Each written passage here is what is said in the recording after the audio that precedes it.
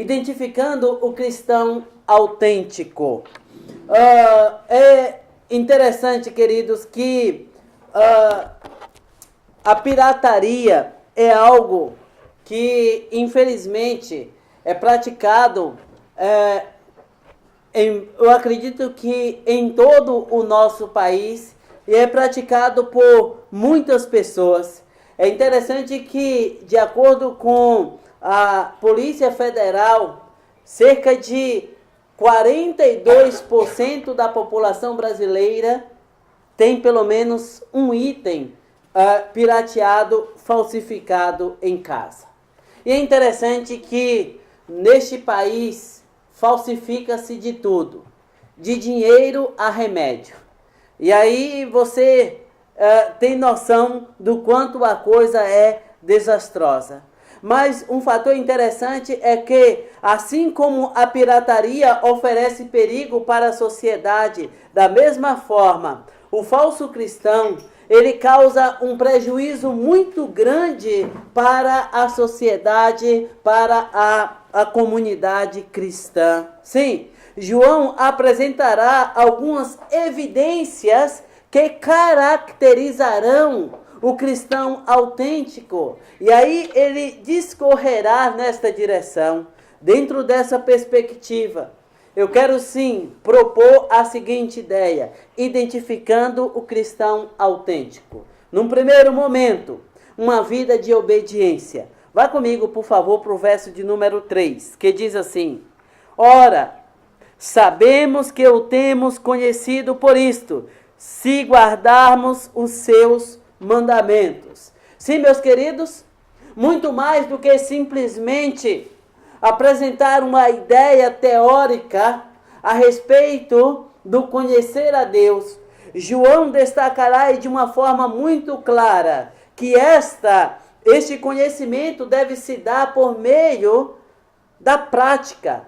E aí João fala a respeito do conhecimento. E esse conhecimento aqui está diretamente ligado à ideia de conhecer a Deus, o que equivale à vida eterna. Vá comigo, por favor, para o Evangelho de João, capítulo 17, o verso de número 3. Observe você o que é dito lá. João 17, no verso de número 3, é dito o seguinte: E a vida eterna é esta, que te conheçamos a ti, o único Deus verdadeiro, a Jesus Cristo, a quem enviaste. Sim, este conhecimento de Deus está intrinsecamente ligado à ideia de comunhão, que por vez remeterá à vida eterna. O cristão autêntico vive uma vida de obediência prática.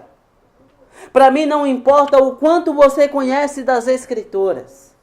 Alguns crentes se orgulham de já terem lido as Escrituras por 2, 3, até 10 vezes ou mais.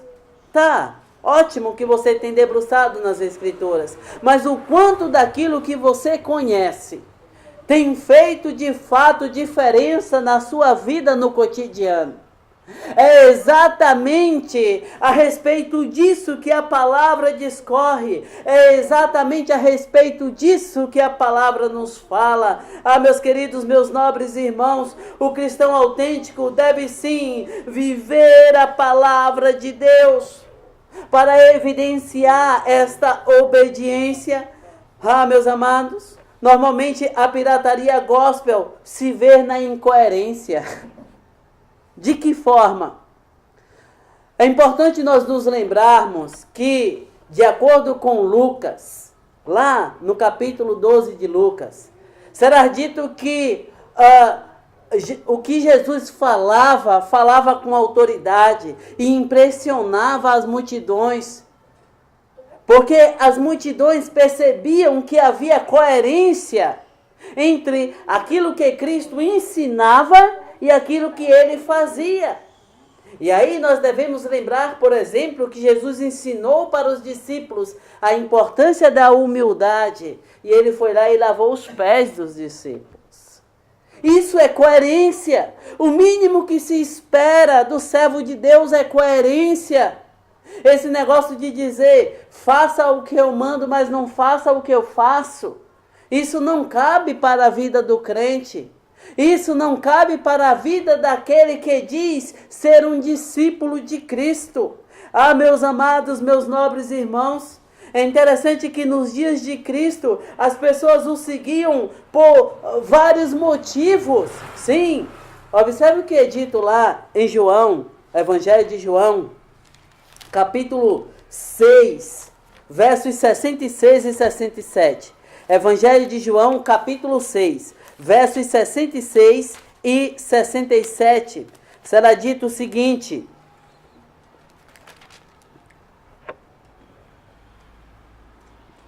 à vista disto, muitos dos seus discípulos o abandonaram e já não andavam com ele.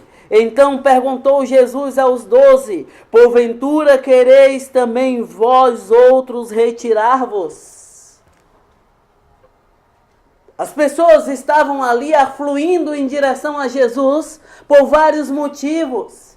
Mas é interessante que na medida em que as pessoas começaram a ver a coisa se estreitando, na medida em que Jesus olha para aquelas pessoas e diz: raças de víboras, vocês vieram a mim porque vocês estão na busca do momentâneo, do passageiro. E aí quando Jesus olha para aquelas pessoas e apresenta esse discurso duro, no entanto sincero, muitas das pessoas que tinham afluído na direção de Cristo, por diversos fatores, não pelo desejo do eterno, aquelas pessoas simplesmente começaram a virar as costas e ir embora. E aí a palavra nos diz aqui, conforme acabamos de ler, que Jesus olha para os 12 e pergunta: e vocês querem ir embora também? Ah, meus queridos, meus nobres irmãos, a pergunta que faço ainda é: quem é de fato um cristão autêntico? Primeiro, alguém que foi atraído à cruz de Cristo. Ainda no Evangelho de João, capítulo 6, verso de número 44, é dito o seguinte, verso de número 44, ninguém pode vir a mim, se o Pai que me enviou não os trouxer, e eu o ressuscitarei no último dia. Sim? Só por meio do agir do Espírito Santo, que tem a atribuição de convencer o pecador do pecado, da justiça e do juízo. Aí os indivíduos irão em direção a Cristo, não pela busca do momentâneo, mas no propósito de saciar a sede da alma, no propósito de dizer: Senhor, eu tenho uma necessidade real e sincera de que o Senhor se faça presente na minha vida. Eu sou um necessitado do Senhor, das tuas provisões, dos teus cuidados. Ah, meus queridos, ainda num segundo momento, é alguém para quem a palavra faz algum sentido. Sim?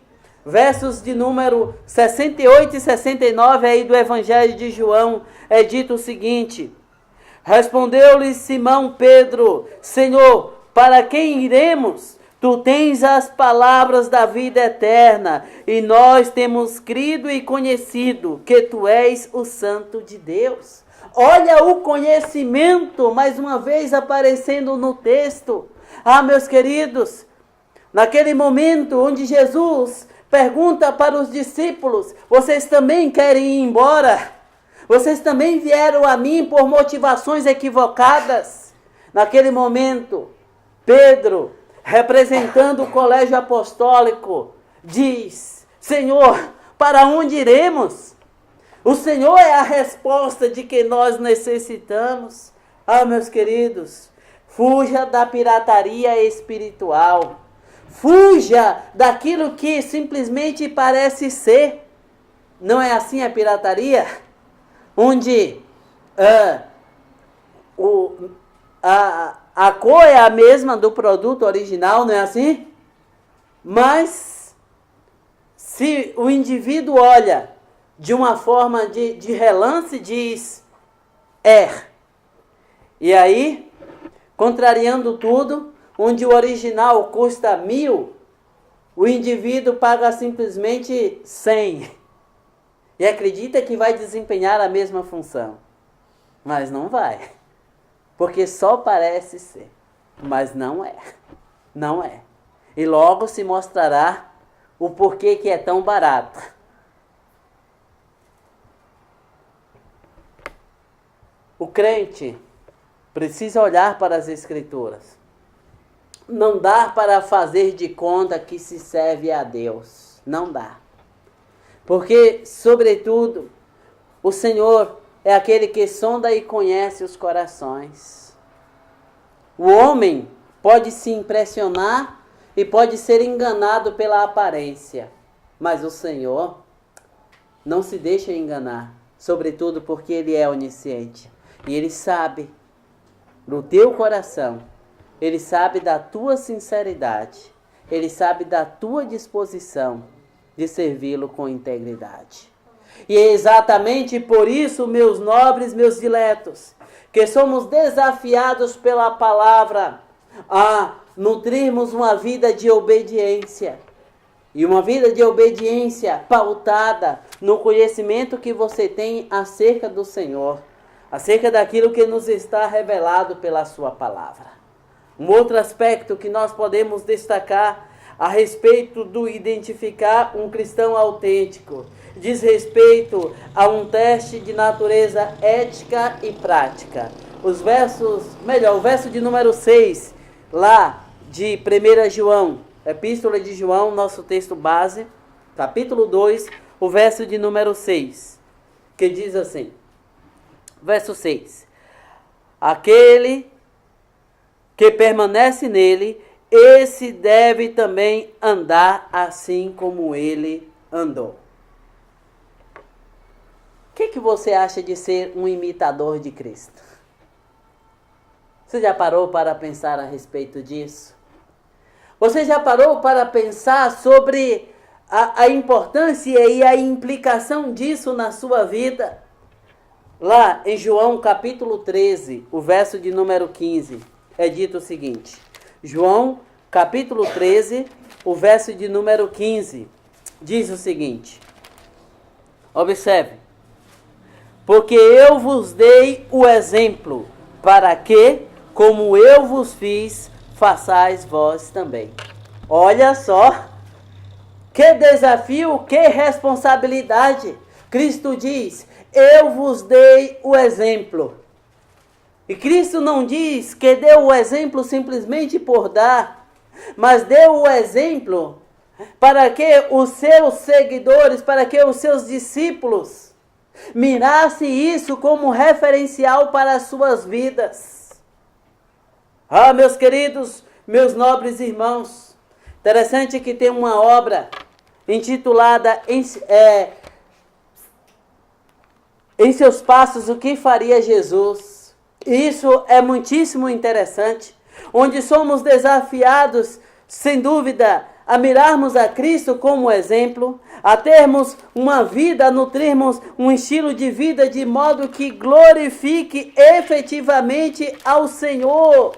Ah, meus amados, dentro dessa perspectiva é interessante porque Pedro dirá o seguinte, observe só o que Pedro diz. Lá em 1 Pedro capítulo 2, no verso 21, ele diz o seguinte, porquanto para isto mesmo fostes chamados, pois que também Cristo sofreu em vosso lugar, deixando-vos exemplo, para seguirdes os seus passos. Cristo deu exemplo para que os seus discípulos seguissem os seus passos. Sim, meus irmãos, meus nobres irmãos, quando vivemos uma vida por meio de Cristo, conseguimos agir e andar assim como Ele.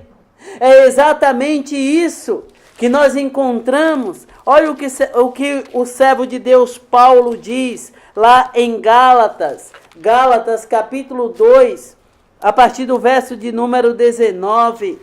Observe que aspecto interessante nos é destacado lá em Gálatas 2, verso 19, que é dito o seguinte: porque eu, mediante a própria lei, morri para a lei, a fim de viver para Deus. Estou crucificado com Cristo, logo, já não sou eu quem vive, mas Cristo vive em mim. E esse viver que agora tenho na carne, vivo pela fé no Filho de Deus, que me amou e a si mesmo se entregou por mim. Não anulo a graça de Deus, pois se a justiça é mediante a lei, segue-se que morreu Cristo em vão. Aí eu pergunto para você: você tem sido uma pessoa coerente? Você tem sido uma pessoa coerente? O que é ética cristã para você?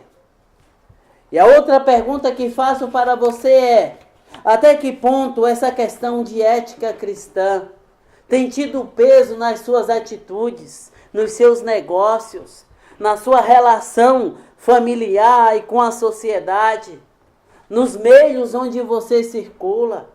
Meus amados, meus nobres irmãos, a palavra, ela não nos foi dada simplesmente para nos tornar meros intelectuais da fé, mas a palavra, ela deve servir para nós como regra de prática, conforme nós mesmos discussamos. Você tem se apresentado como um cristão autêntico? Qual é o peso que o exemplo de Cristo tem tido na sua vida, no seu coração, na sua alma? Um outro aspecto que ainda podemos observar à luz do texto lido é indo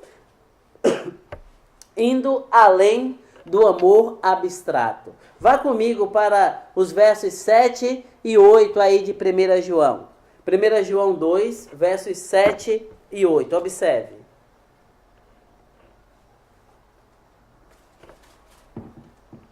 Que diz assim: amados, não vos escrevo mandamento novo, senão mandamento antigo, o qual desde o princípio tivestes. Esse mandamento antigo é a palavra que ouvistes. Todavia, vos escrevo novo mandamento, aquilo que é verdadeiro nele e em vós, porque as trevas se vão dissipando e a verdadeira luz já brilha. Sim, meus queridos, indo além do amor abstrato, quando nós falamos em amor, estamos tratando de um mandamento que é tanto antigo quanto novo. Antigo no tempo, mas que pode ser novo na sua qualidade. Como assim, pastor? Explique. Tentarei. Imagine que você resolve que amanhã irá a uma concessionária trocar o seu veículo, certo? Você chega lá, naturalmente, este veículo é novo, não foi nem emplacado ainda, mas ele é modelo 2018. Então, ele é um veículo novo no sentido de que não foi usado ainda, você será o primeiro dono, mas a fabricação dele será 2018. Isso é muitíssimo interessante. Dentro dessa perspectiva é que João faz esse trocadilho. É novo, mas não é novo. Ele é antigo porque ele não é de agora. A palavra já nos apresenta lá desde o início, quando Moisés deu a lei para os hebreus. Moisés já falou a respeito do amor. E aí, num dado momento, ele dirá que é preciso amar a Deus sobre todas as coisas e amar ao próximo como a si mesmo, e daí por diante. Aí, meus queridos, meus nobres irmãos, é bem interessante nós observarmos que este amor pode ser novo na sua proeminência, ou seja, quando eu entendo que as minhas habilidades devem abençoar vidas.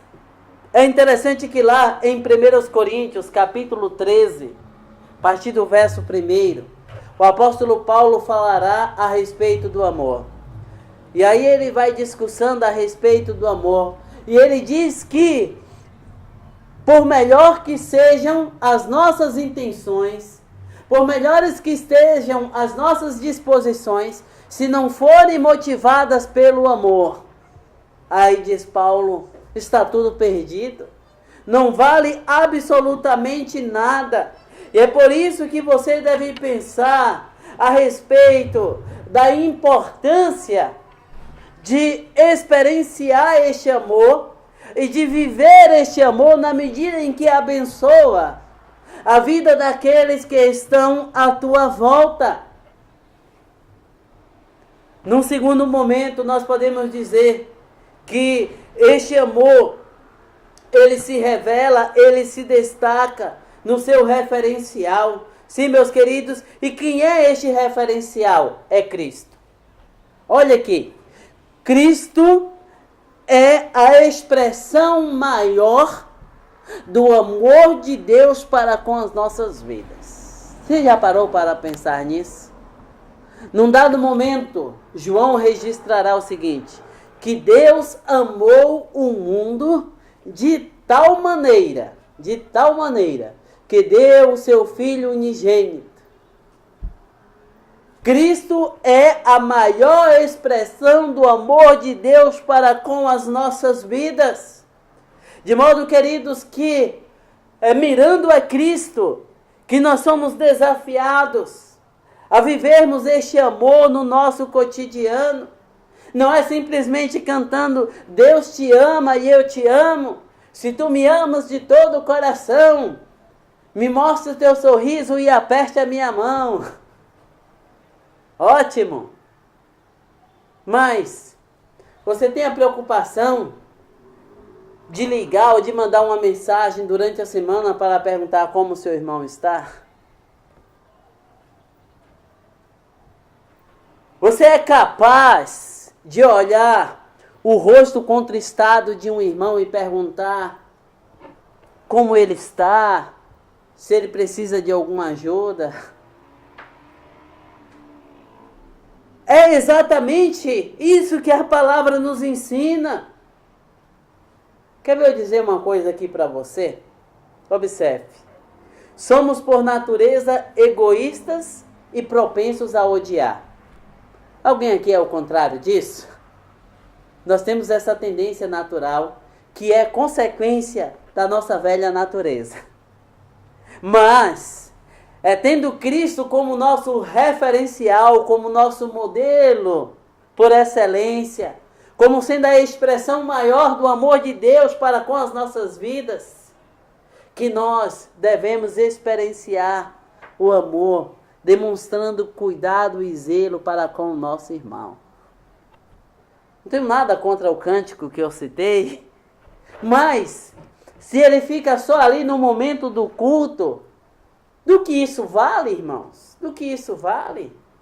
Torna-se discurso vazio, incoerente, e por sua vez, tira de nós a credibilidade para pregarmos o Evangelho. Meu irmão, minha irmã, precisamos, sem dúvida alguma, sermos caracterizados como indivíduos que miram a Cristo como sendo o referencial. Daí, eu volto a fazer a mesma pergunta que fiz anteriormente. Você é identificado como um cristão autêntico? Ou Cristo, para você, é simplesmente um personagem da história? Aí você olha para o Cristo histórico e pronto. Certa vez, no hospital, eu abordei um paciente que lá estava internado. E aí eu olhei para ele e perguntei: o que Cristo significa para você? Ele disse assim: um cara muito legal e que fez muito bem em um determinado momento da história.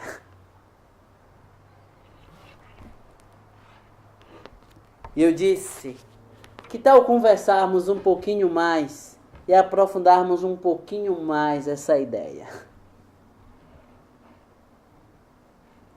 E aí nós conversamos, e aí eu mostrei quem de fato é o Cristo descrito nos Evangelhos, e a necessidade de apossar-se desse Cristo por meio da fé.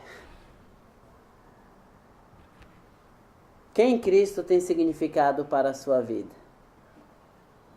Qual é o peso que os exemplos de Cristo têm tido no seu coração e nas suas decisões, nas suas relações? Pense nisso, e que Deus, na sua graça e na sua infinita misericórdia, abençoe imensamente a sua vida, e que você alcance a graça de poder dizer: Cristo é o meu modelo por excelência. Eu, todos os dias, esmurro o meu corpo, a minha carne, peço a Deus graça para que os exemplos deixados por Cristo estejam presentes na minha vida, no propósito de eu ser abençoado e ser de igual forma um instrumento a abençoar a vida daqueles que me cercam. Amém. Que Deus, na sua graça, vos abençoe. Amém? Amém.